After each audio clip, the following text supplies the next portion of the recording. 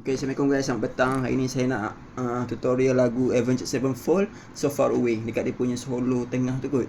Dia start dengan E minor macam ni, D, kita letak jari kelingking ni, A minor, G, tapi dekat fret 4.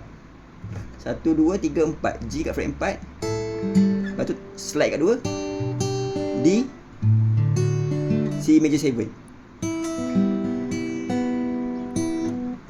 Sorry.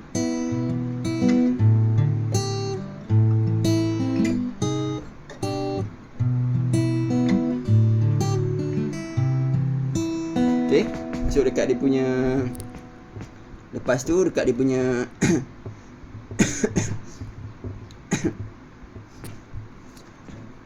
I love you, you're ready. The pain is strong and it's right. Sorry guys, suara tak sedap, tak berapa sihat, tekak. I see you and it lets me, your pain is gone, hands on top.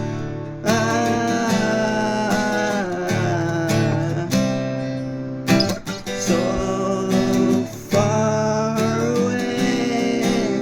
E minor, and I need you to know. So far away. E minor,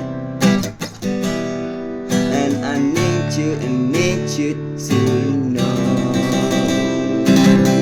Thank you guys for watching.